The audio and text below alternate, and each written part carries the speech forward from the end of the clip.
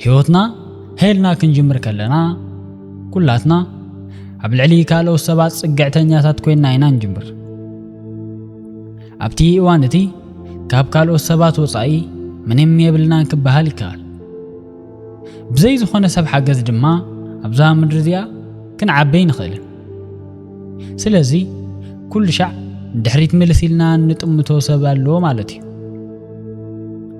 بارادايمنا ويم دما الرأيانا نايمن كونه مالتيو نايتي زعبي الناس سلازي كل شع بتاع عدمناتيا نسخه ويم نسخي إلنا إنا نحسب نجرجن نعبنا خنمص كلنا نابنا صنت ويم دما independence الناس تصقعنا نمص بعلنا كنكل ندلي سبات نخو سلازي نسخي كاب مبال ناب أنا مبال نسجاجر أنا كعمو يخليه ويم دما I can do it نبع عليه والتحتاتي responsible زخونكو ويم دما حلافنا زوسركو أنا إيلنا نحسب أبزي وان زغن عبيت هابقع مالت يكون منم كو عبيتي نبهال ويم دما رأسنا كيلنا ننبر سبات نخون نبر نتي كالاي درجة سجيرنا يولنا نبر أبتينا يمود داتا درجة يبصحنا أتينا يمود داتا درجة انت أيون تيلكمني متحققاز ويم دما interdependence يبال ويم دما ناي نحنا paradigm the paradigm of we إلهم يصوعوه نحنا إلنا كنحسب نجمر سلازي نقرات كنعري ويم دما كنسرح قدمي مجمرنا كابتي أنا زقبرون العلي نحنا نقبرو عبيب إلنا كنحسب نجمر نبيننا كاب النساخو نقرات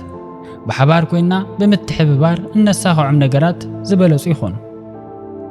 كل شعب ما interdependence زبلص خوين يركب مالتي سلازي بستيفن كوفي تصحفت The 7 Habits of Highly Effective People التسميت مصحف أبزن 3 درجات تمركتنا هنري عينا مالتي نساتن دما dependence ويم دما صقعتنيانت independence ويم دما ناصنت كابو دما interdependence ويم دما متحققازي سلام تاي رسعخون زخبركمنا يوتيوب channelي بيتسب كابلو معانتي اب حد فيديوهاتي سربرايز جيف اواي ويم دما شلمات حيزلكم مسئيه كاباخم زصبا نزحتكم حتوتات ابوتا كومنت بقوع ملسي مملاس يزخون شعو بكومنت بيكر ويم دما مراسي كومنت كيره اتي عدلنيان لكع ملسي زملسن سب تشلام يخون مالتي سلازي نايلو معنتي حتنا تخون امر مالت انتهي مالتي ملصوم ابوتا كومنت حدا قولي سنا يعدل نابدمنا نسكر كابتي مبقسي مسرتو كنجمر كلنا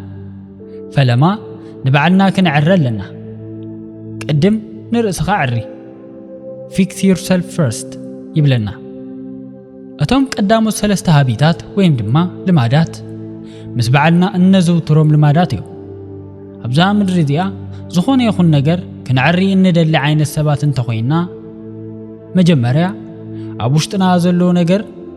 كنعري خنكل مخانا كنتامامن لنا تكاللوني سبات مرح اللهو إلنا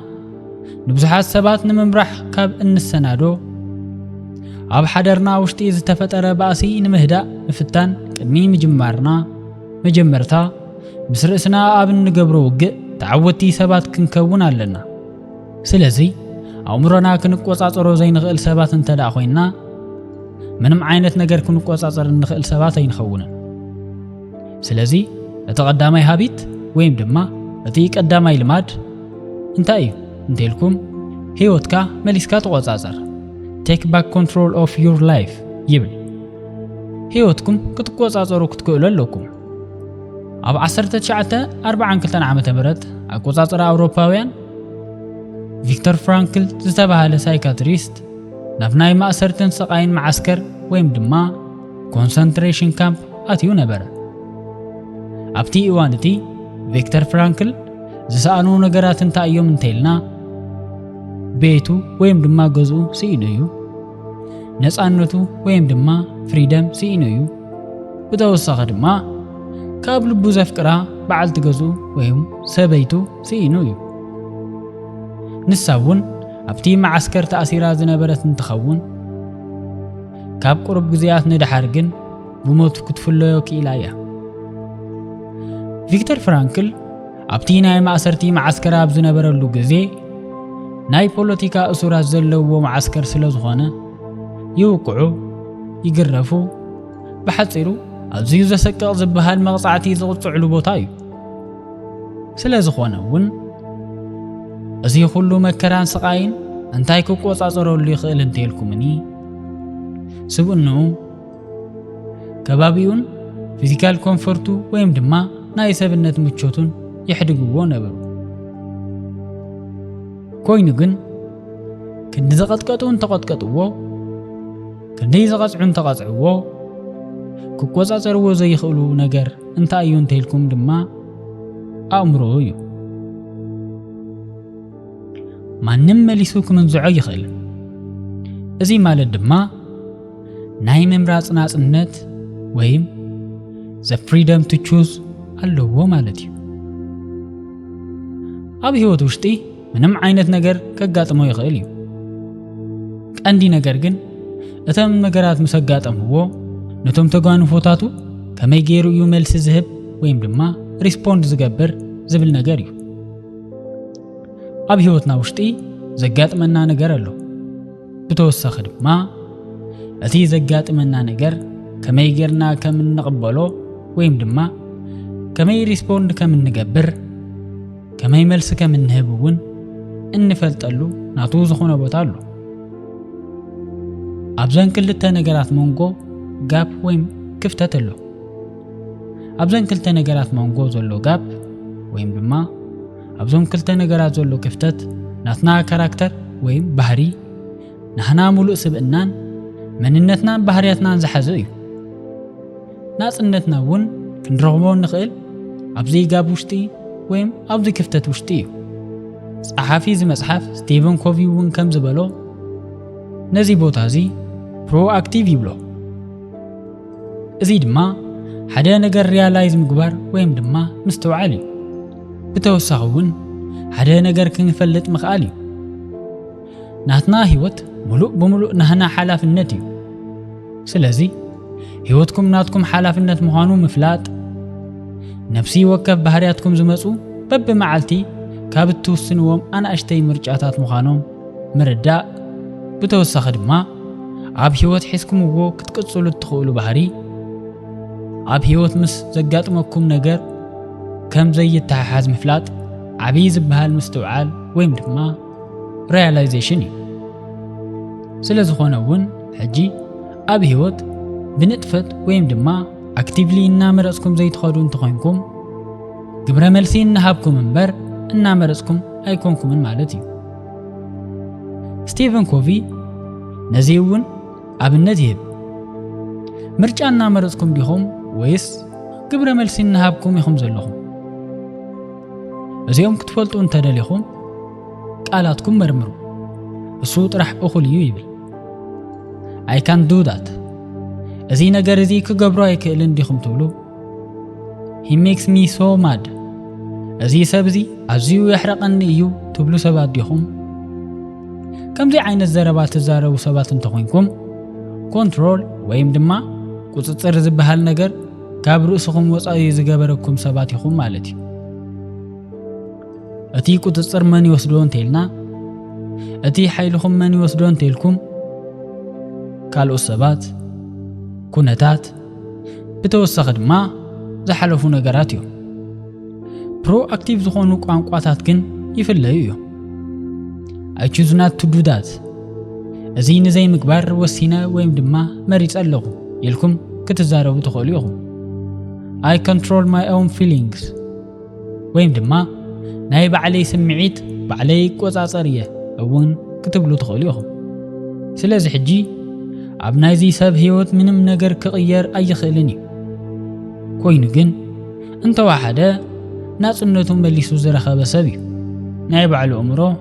ናይ ባዕሉ ልቢ ክቆጻጸር ዝኽእል ሰብ እዩ ካብ ናይ ባዕሉ ጉዳይ ወጻኢ ኣይምልከተንን እዩ ኢሉ ዝሓድግ ሰብ እዩ ስለዚ እዚ ክገብር ዝኽእል ሰብ እንተኾይኑ ምንም ሕማቕ ዘጓንፎ ሰብ ኣይኮነን ማለት እዩ ፍሪደሙ ወይም ድማ ናጽነቱ ረኺቡ ኣሎ ንብል ስለዚ ኣብ ህይወት ኩሉ ሻዕ ክንዝክሮ ዝግባአና ነገር ኣብ ህይወት ዝኾነ ነገር እንተጋጥመና እውን እቲ ተጓንፎውን ንቕበለሉ መንገዲ ኩሉ ሻዕ ናትና ምርጫ እዩ ኣብ ምርጫታትና እዩ ዝምርኮስ ምርጫና ንመርጽ ዲና ወይስ ትሚልና ሪኣክት ንገብር መዓልታዊ ኣብ ንገብሮ ምንቅስቓስ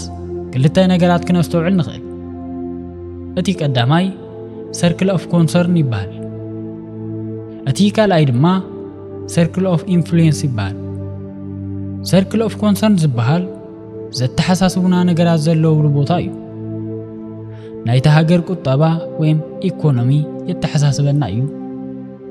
ጎረቤትና ብዛዕባና ዘለዎ ኣረኣእያ የተሓሳስበና እዩ ንድግፎ ናይ እግሪ ኩዕሶ ጋንታ የተሓሳስበና እዩ ብሓጺሩ ብዙሕ ዘተሓሳስቡና ነገራት ኣለዉ